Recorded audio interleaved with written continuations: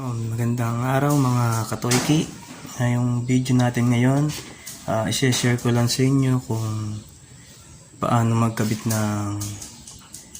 ng busina na gagamitin natin ng relay, nalagyan natin ng fuse.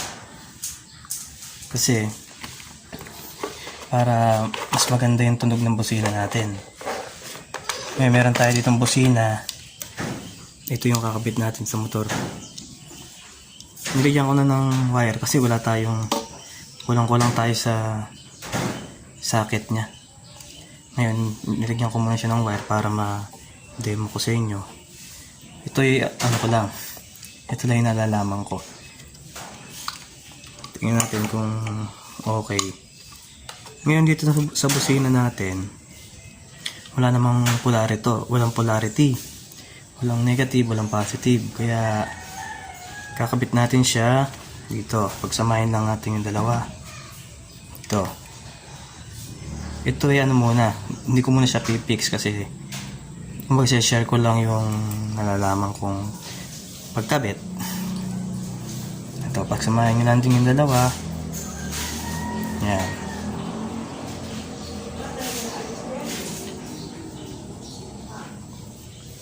Yun, nakapagsama na natin yung dalawa.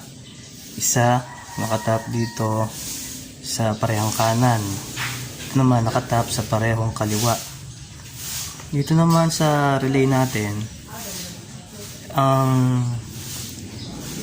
itong number 30, meron nga pala tayo ditong may ginawa ko ditong wire.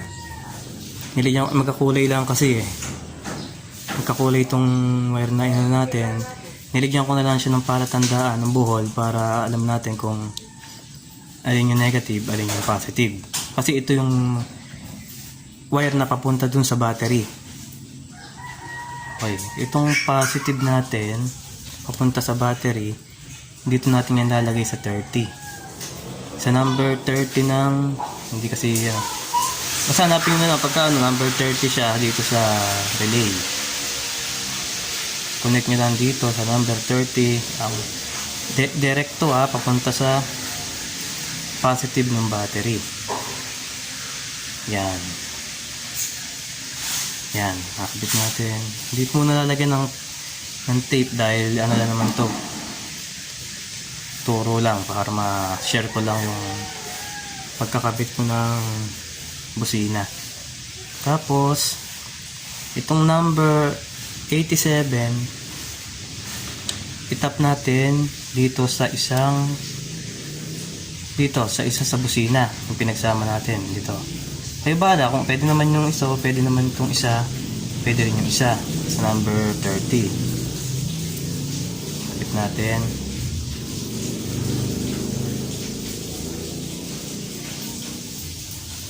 Testing pa lang naman to hindi pa to talaga yung sasatpak natin dun sa motor. Yan. Ngayon naman, itong isang natitira na nasa busina, yung pinagsama din nating wire, i-connect naman natin siya dito sa ground na galing sa baterya. Galing din to sa baterya. Negative naman to sa negative. Sa negative naman siya nanggaling. Yan.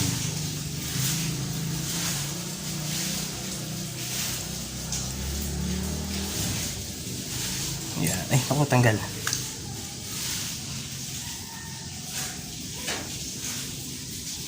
Yan. Negative. So, ayun, nakabit na natin yung sa number 87. Tapos ito yung sa ground. Kabitan natin yung sa ground para hindi ko alam kung may karga pa tong baterya na to. Matagal na kasi na-stock yan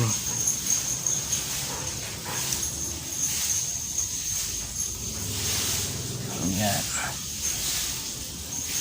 Kabitan natin. Ngayon naman itong nanggaling sa number 30, Ang galing sa number 30 na wire, i-connect naman na, maglalagay tayo dyan ng fuse. 20 ampere na fuse. Ito yung nakarekta sa baterya. Ayan. Ito re-rekta natin sa baterya. Positive. Ayan. Positive siya ng baterya.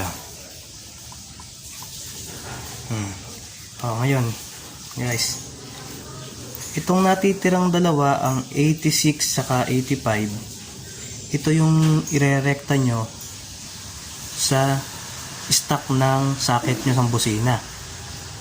Yung dalawa na to, yung natitirang 86 saka 85, bali ito yung dun nyo ilalagay ito sa stock ng socket ng horn nyo.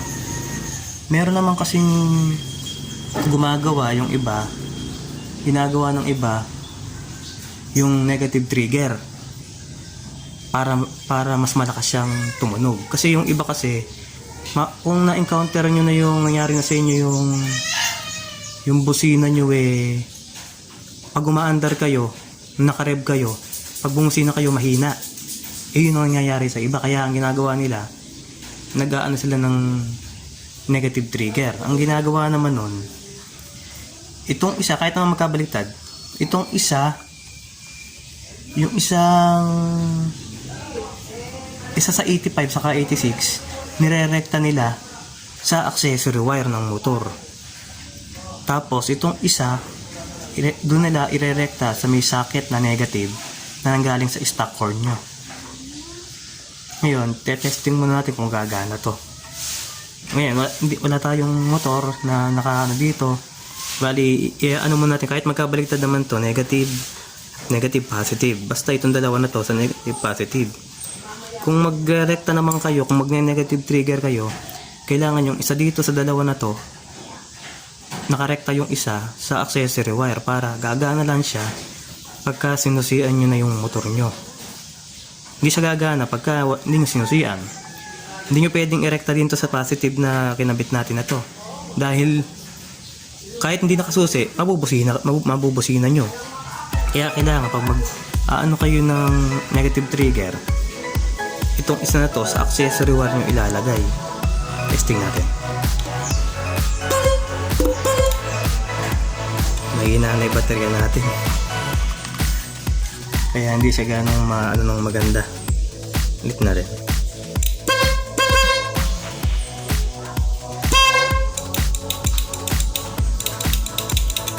Hindi na niya kaya, mahina na yung baterya natin, pero tumunog naman. Ayun, ganun lang.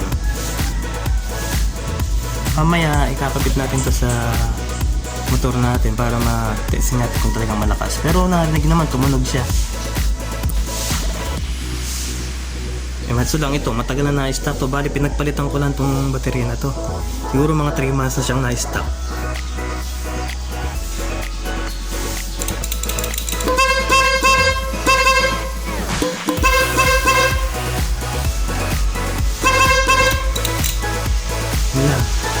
Okay, mga katoyki, mamaya na lang kakabit natin siya dun sa motor natin.